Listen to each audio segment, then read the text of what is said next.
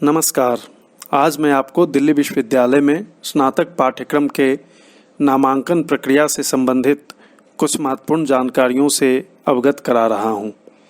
नामांकन प्रक्रिया के लिए रजिस्ट्रेशन 20 जून से शुरू हो चुका है और इसकी अंतिम तिथि 4 जुलाई शाम 5 बजे तक है। इसलिए विश्वविद्यालय के स्नातक पाठ्यक्रमों में शैक्षणिक सत्र 2020-21 के लिए नामांकन की प्रक्रिया 20 जून 2020 से आरंभ हो गई है। यह पूरी प्रक्रिया एडमिशन पोर्टल के द्वारा संपन्न होगी। विश्वविद्यालय के एडमिशन पोर्टल पर पंजीकृत योग्य अभ्यर्थी के नामांकन पर ही विचार किया जाएगा। इसके लिए सभी अभ्यर्थियों को दिल्ली विश्वविद्यालय के आधिकारिक वेबसाइट पर जाकर यूजी एडमिशन पोर्टल 2020 पर अपना पंजीकरण कराना होगा। पंजीकरण के लिए एक वैध ईमेल आईडी की ज़रूरत होगी। अगर अभ्यर्थी के पास वैध ईमेल आईडी नहीं है तो उन्हें तुरंत इसे बना लेना चाहिए। नामांकन संबंधी सभी औपचारिकताएं और प्रक्रियाएं अभ्यर्थी द्वारा विश्वविद्यालय के एडमिशन पोर्टल पर बनाए गए यूनिक लॉगिन आईडी के द्वारा संपन्न होगी। अतः अभ्यर्थी को इस लॉगिन आईडी और पासवर्ड को नोट कर रख लेना चाहिए। नामांकन प्रक्रिया पूरी तरह से ऑनलाइन होगी। अभ्यर्थियों को नामांकन प्रक्रिया के बिल्कुल अंत में अपने प्रमाण पत्रों के सत्यापन के लिए व्यक्तिगत रूप में उपस्थित होना होगा, जिसकी सूचना विश्वविद्यालय कॉलेज अलग से देगा। ऑनलाइन पंजीकरण का शुल्क इस प्रकार से है, आप इसे देख सकते हैं। पंजीकरण शुल्क के जमा होने के बाद ही पंजीकरण प्रक्रिया पूरी मानी जाएगी। इसलिए अभ्यर्थियों को यह सुनिश्चित कर लेना चाहिए कि उन्होंने आधिकारिक पोर्टल के माध्यम से ही अपना पंजीकरण पूरा किया है और निर्धारित शुल्क जमा करवाया है। नामांकन प्रक्रिया मेरिट आधारित।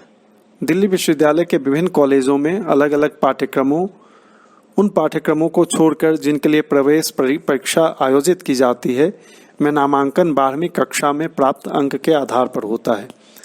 प्रत्येक पाठ्यक्रम के लिए विश्वविद्यालय ने अलग अलग मानदंड और न्यूनतम अर्हताएं निर्धारित की हैं, जिसकी विस्तृत जानकारी दिल्ली विश्वविद्यालय के वेबसाइट पर मौजूद बुलेटिन ऑफ इंफॉर्मेशन 2020-2021 से प्राप्त की जा सकती है।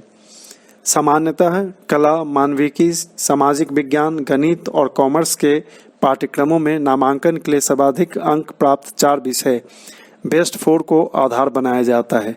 इसमें 1 भाषा और 3 इलेक्टिव विषय होते हैं। सामान्यतः विज्ञान से जुड़े पाठ्यक्रमों में नामांकन के लिए फिजिक्स, केमिस्ट्री और गणित अथवा जीव विज्ञान के अंकों को देखा जाता है। लेकिन कुछ पाठ्यक्रमों के लिए अलग मानदंड भी हैं, जिसे विश्वविद्यालय के वेबसाइट पर मौजूद बुलेटिन ऑफ इंफॉर्मेशन में देखा जा सकता है। कुछ महत्वपूर्ण पाठ्यक्रम जिनमें नामांकन मेरिट अर्थात अंक के आधार पर होते हैं: BA programme, BCom honours, BSc general, BA honours economics, geography, history, political science, sociology, social work, BA honours English, Hindi, philosophy, psychology, applied psychology, Sanskrit, Urdu, Punjabi, BSc honours mathematics, statistics, computer science, BSc honours anthropology, botany, chemistry, physics, geology, zoology, electronics, instrumentation, biochemistry, biomedical science, home science. BSc programme applied physical sciences, physical science, computer science, physical science, chemistry. कुछ पाठ्यक्रमों में प्रवेश परीक्षा द्वारा नामांकन की प्रक्रिया है। इसमें जो पाठ्यक्रम शामिल हैं वे हैं: BA honours business economics, bachelor of management studies, bachelor of business administration, BTech information technology and mathematical innovations, BA honours humanities and social sciences, bachelor of elementary education, bachelor of science in physical education, health education and sports, BA honours multimedia and mass communication and 5-year integrated programme in journalism. Delhi विश्वविद्यालय के लिए यह प्रवेश परीक्षा national testing agency NTA आयोजित करेगी, जिसका केंद्र देश के 20 प्रमुख शहरों में होगा। ये शहर हैं अहमदाबाद, बेंगलुरु, भोपाल, भुवनेश्वर, चंडीगढ़, चेन्नई, दिल्ली, गुवाहाटी, हैदराबाद, इम्फाल, जयपुर, जम्मू, कोलकाता, मुंबई, नागपुर, पटना, रांची, श्रीनगर, तिरुवनंतपुरम, वाराणसी। दिल्ली एनसीआर के अंतर्गत दिल्ली, गुरुग्राम, फरीदाबाद, नोएडा, ग्रेटर नोएडा, साहिबाबाद और गाजियाबाद में परीक्षा केंद्र होंगे।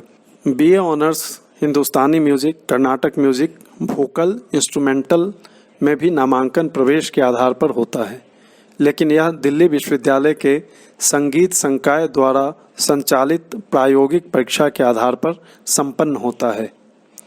पंजीकरण के समय आवश्यक प्रमाण पत्र: 10वीं कक्षा का प्रमाण पत्र, अंक पत्र या प्रमाण पत्र जिसमें जन्म तिथि और माता पिता का नाम अंकित हो।